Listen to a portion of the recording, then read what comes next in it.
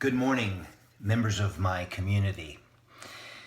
I'm here to talk to you a little bit about a couple things that you have to master. And I don't mean work at for a long time. I don't mean get good at. I mean truly master. And the first one of those is communication.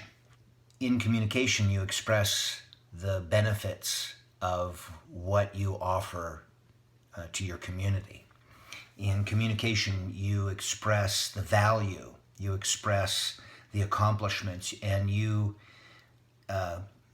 communicate why people should come to you and spend their money and spend their time. And a lot of instructors, as you've heard me say, try to communicate these things psychically. They haven't found the words to express it. And in today's marketing world, images, video, and words dominate. You'll have only so many hand-to-hand, face-to-face contacts,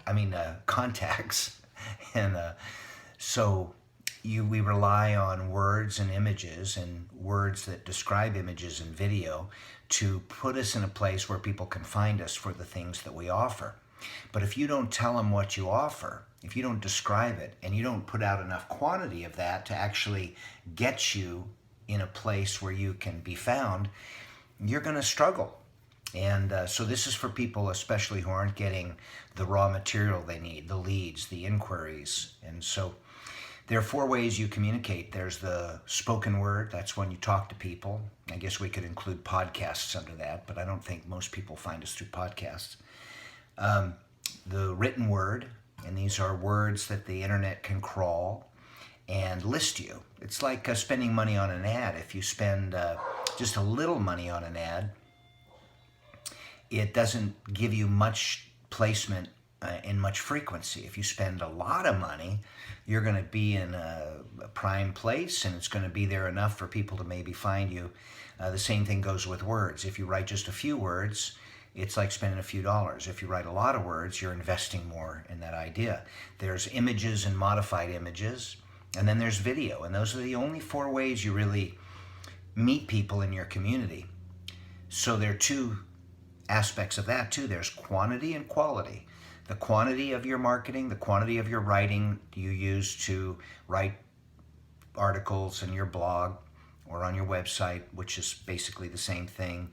The quantity of imagery you use, the quantity of words you use to describe that imagery, the amount of video you put on, and the words, because the internet doesn't see the video, they see the words.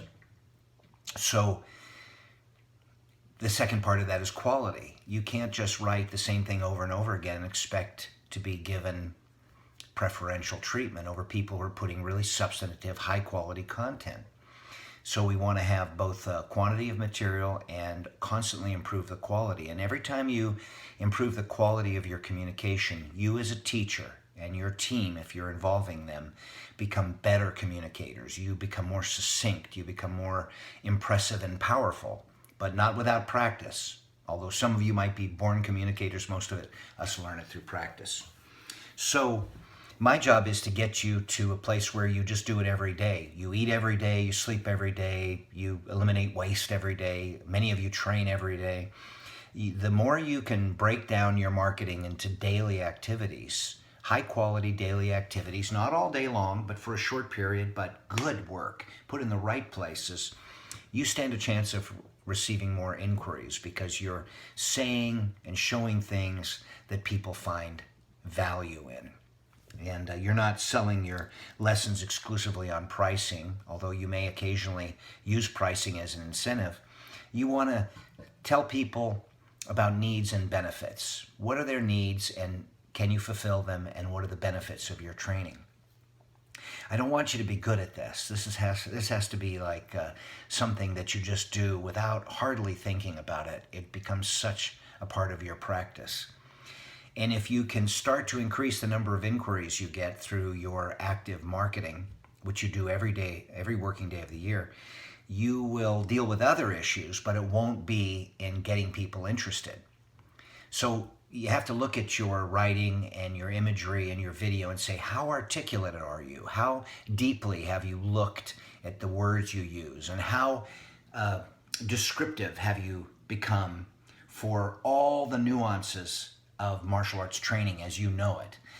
Does it affect health? Does it affect well-being? Does it reduce stress? Is it good for kids? Do people really learn self-defense? What is self-defense? I mean, there's so many things that people just don't know or even think about. They don't connect food to self-defense. They don't connect literacy to self-defense. They don't connect so many of the things. Just the top 10 killers of men, women, and children in the world, they don't connect those things to self-defense. The things that are actually hurting and killing people, they don't think about martial arts schools. If you've got the smarts and the creativity and if you're innovative enough and you actually have woven real life work into your school, and it's not just kicking and punching and grappling, you got to tell people, because not everybody's as sophisticated as you. Not everybody understands the big picture as you do. And if you don't tell them, who is going to tell them? And do you want people coming in because your prices are lower, or do you want people coming in because you've really left an impression on them as to the value and benefits of your lessons? Yeah. So the second part of this little lecture is that there are two kinds of marketing, basically. Let's divide it again into two parts. There's promises and evidence. Promises are the things you're going to say are the benefits of your work. Oh, it does this, it does that, it does this. Well, anybody can make promises. They don't have to have invested a single penny of effort. All they have to do is be able to talk and lie, or make promises, but showing evidence of the work you do.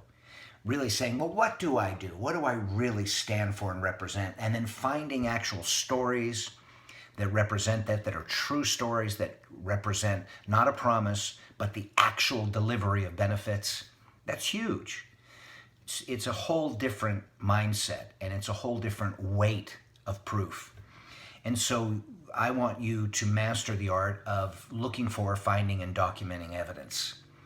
You have to be very creative. You have to really look beyond the facade, and you have to be able to articulate little things that mean a lot, but that most people might overlook. Like the young lady who organizes a project as a gold belt. She's 11 years old, and what she learns from that project, and how you were a catalyst for the project, and how you come back and say, this is self-defense training because of these reasons. This is what she's learning. This is what she was practicing. This is the value of it. Do you think people automatically see it and understand? I don't know, but we don't want to leave it to chance. So you have to be able to build a portfolio of your work using the accomplishments of your staff, students, and sometimes yourself to say, look, this isn't just promises. Here we are, and these are the benefits, and they're documented. And build a big body of evidence. If you were an artist or an architect or a graphic designer, you wouldn't sell your work on just promises alone. You'd show the body of evidence of your work. This is the medium I work in. This is what it looks like. This is what I can do. Well, we should be embracing that as martial arts teachers, because you then move yourself up and stand out of the crowd. It distinguishes you from everybody who makes promises, because you build a body, a project portfolio of evidence. If you need help with any aspect of your school, you should know my phone number. It's 530-903-0286. I'm available at tomcallos@gmail.com. I'm on Skype. I'm on Google Hangouts. I'm on FaceTime.